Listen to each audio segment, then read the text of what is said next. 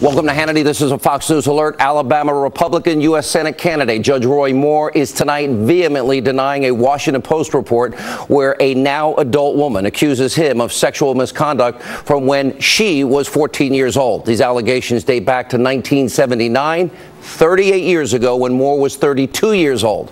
Also, 3 other women are also telling the Washington Post that during that same time period, Moore pursued them while they were 16, 17, and 18 years old. We have invited Judge Moore and the women accusing him on the show tonight. Plus, liberal comedian Louis C.K. He is under fire over sexual misconduct allegations coming from 5 women that surfaced in an explosive New York Times report. Louis C.K.'s publicist declined to comment on the report to the paper. We'll break it all down in tonight's breaking news opening monologue. All right, tonight, before we explain the allegations against Judge Roy Moore and Louis C.K., I want to be crystal clear. And I said this repeatedly on my radio show today, but people on the left are trying to take out of context. When I spoke about this for nearly 2 hours today, Geraldo was one of my witnesses. If what people are accused of is true, it is beyond reprehensible, beyond disgusting, beyond shameful. And in the case of Judge Moore, if it's true, he should step aside and leave the Senate race. Everyone would agree. Everybody. A 32-year-old man pursuing a 14-year-old girl is disgusting. That is something we should all agree on. This should transcend politics. However, everyone also has the right to defend their name. Our goal on this show is always to find the truth. Here are the allegations tonight. A woman is alleging to the Washington Post that back in 1979, when she was 14 years old, she had a sexual encounter, actually 2 of them, with then 32-year-old Roy Moore. On one occasion, the woman alleges that Moore kissed her, and during another, she says that Moore allegedly, inappropriately touched her and guided her hand to touch him. Now, although she claimed no other sexual conduct took place, she described the incident to the Washington Post by stating, quote, "Well, I wanted it over with. I wanted out. Just get this over with. Whatever this is, just get it over." Now, the woman then says that she asked Moore to take her home, which he did. 3 other women are also accusing Moore of sexual misconduct back to the 1970s while they were teenagers, ranging in age from 16 to 18 years old. The women are alleging that Moore pursued romantic relationships with them, and one allegation involved kissing. Judge Moore tonight is adamantly denying these allegations against him. He told the Washington Post, quote, "These allegations are completely false, and they are a desperate political attack by the National Democratic Party and the Washington Post on this campaign."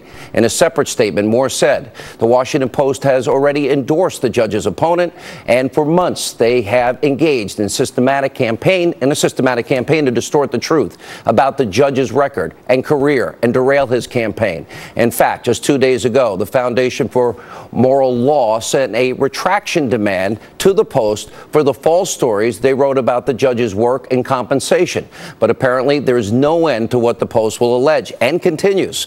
This garbage is the very definition of fake news and intentional defamation.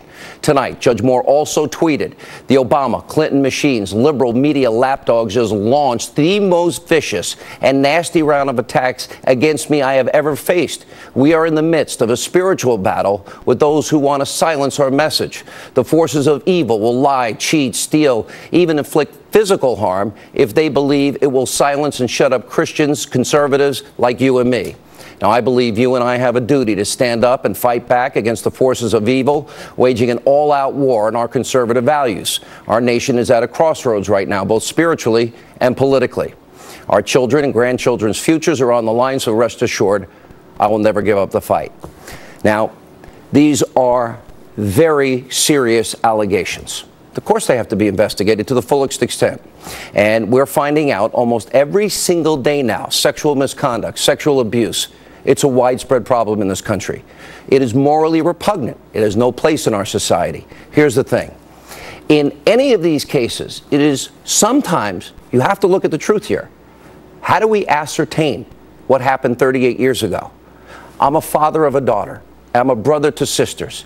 It's scary when you hear about these predators. And with these allegations against Judge Moore, this happened nearly 40 years ago, 38 years ago. And at the same time, and this is a very delicate question, but we have to bring it up. Do some women wait because they are too scared, too upset, too traumatized to come forward? As I said on my radio show today, Of course they're afraid. I can understand that. We can all understand why no one would want to come forward and speak about such trauma. On the other hand, we have to pursue truth, which at times can be very difficult. It's like threading a needle. It's a razor's edge. If, in this case, let's say, the allegations turned out to be not true, where would Judge Moore go to get his good name back before an election, I believe on December 12th? The bottom line is, this should be a nonpartisan issue. We should all be for civil rights, and we should be for a civil society. Petty politics should be put aside. I want to give you a quick history lesson, and I learned something very profound early in my career. I was a local radio host back in Atlanta, Georgia. And remember Richard Jewell? First they thought he was the hero, and then I was on the radio the morning that the Atlanta Journal-Constitution said that Richard Jewell, who we thought was a hero, fit the profile of the lone bomber in the 1996 Olympics case because Jewell lived with his mother. I didn't know it at the time. Richard Jewell was actually listening to my radio show when I said, wait a minute, just because he lives with his mother doesn't mean he's a bomber. And I said it on the air at the time, that just because you live with your mother doesn't make you a bomber. Many people, though, were quick to rush to judgment. Back in 1997, I had the chance to interview Jewell. I didn't know he was listening to my radio show at the time when we did Hannity and Combs. And he said at the time that the reason he gave me one of the first interviews is because I was the only one in the media that didn't rush to judgment. Incredible lesson. Watch this. Richard Jewell, 33, a former law enforcement officer, fits the profile of the lone bomber. This profile generally includes a frustrated white man who is a former police officer, a member of the military or police wannabe, who seeks to become a hero. You see that in the newspaper. What'd you think? Well, you know, it wasn't me. You know, I'd like to know where they got their profile from. Well, you know, several parts of that, you know, police wannabe. In the state of Georgia, I am a certified peace officer. I'm just not currently working for a police department. This case in my life in 1996, it changed my life because it made me realize you cannot rush to judgment. Let's look at examples where many of my so-called colleagues in the media and other people rush to judgment. Look at the Duke lacrosse case, for example. I didn't rush to judgment. College students had their lives ruined when they were, it turns out, falsely accused of rape. Everyone in the media, everyone on the left, they rushed to judgment. They were convicting these kids before the truth ever came out. No benefit of the reasonable doubt, no presumption of innocence. And in fact, a group of 88 Duke professors, without any evidence, signed their names to a paid advertisement in a Duke school newspaper that read, quote, regardless of the results of the police investigation, what is apparent every day now is the anger and fear of many students who know themselves to be objects of racism and sexism, who see illuminated in this moment's extraordinary spotlight what they live with every day.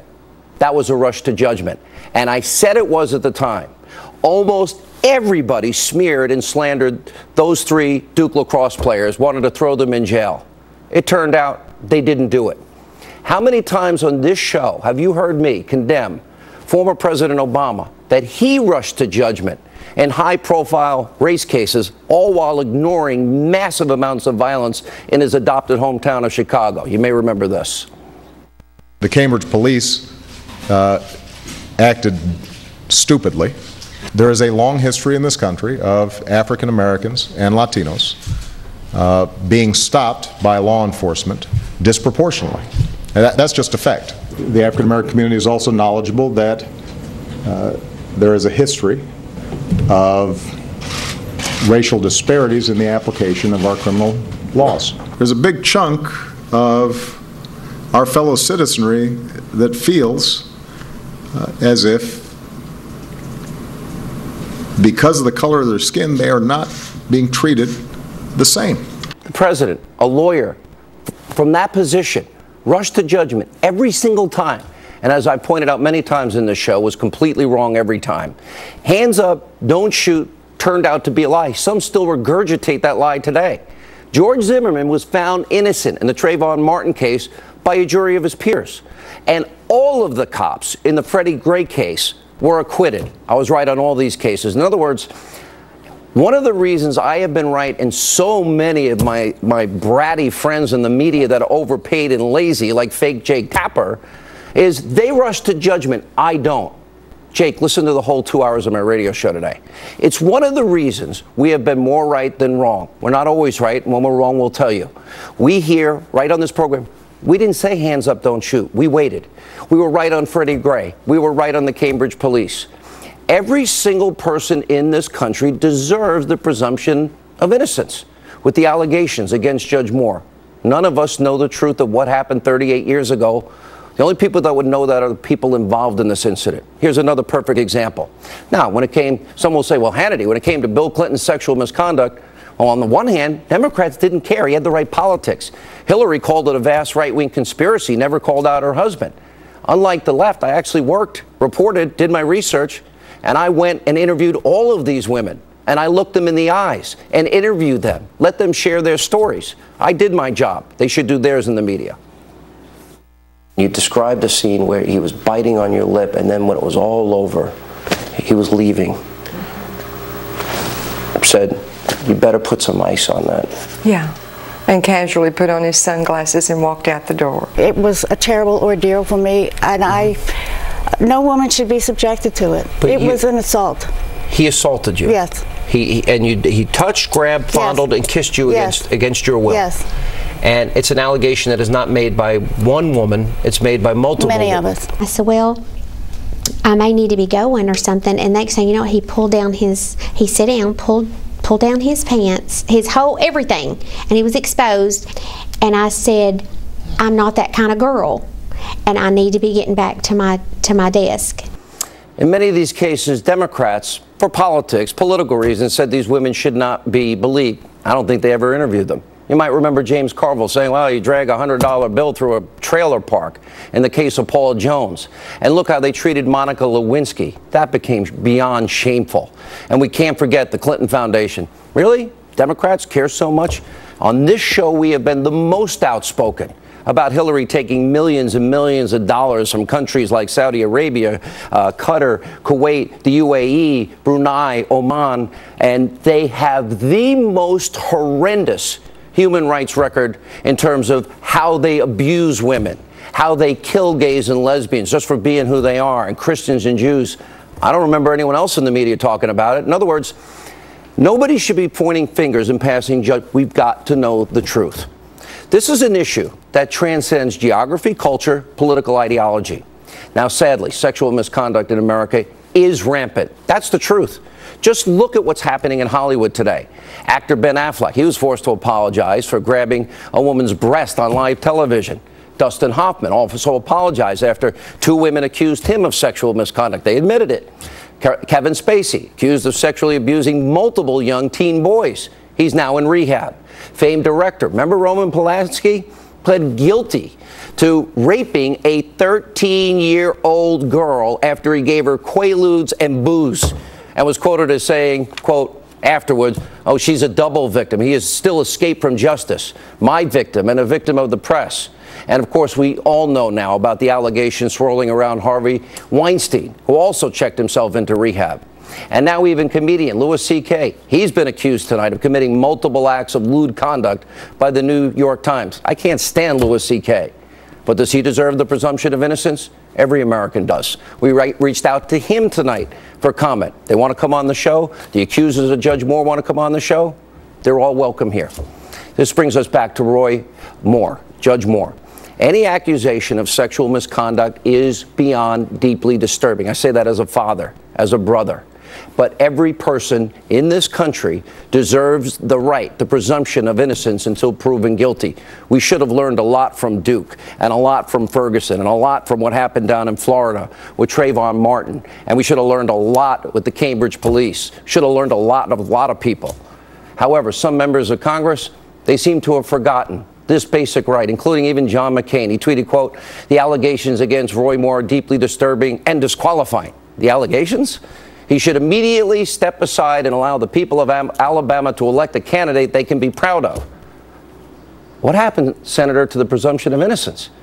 Maybe one thing, what if somebody came out tomorrow, Senator McCain, and said something about you that was false? We don't know. We have to stand up against predatory behavior, But as I said, these are complicated issues, more complicated. And I would just ask every American, learn the lesson that I learned in Atlanta. Learn the lesson that I have now applied to all these cases and why I turn out more often right than wrong than my media friends who always rush to judgment. You're going to make a decision. You can go interview all these people and then make another decision, but base it on your own experience, your fact, your believability, the people you talk to, like I did when I interviewed Juanita Broderick and Kathleen Willey and Paula Jones and many of the other women that accused Bill Clinton.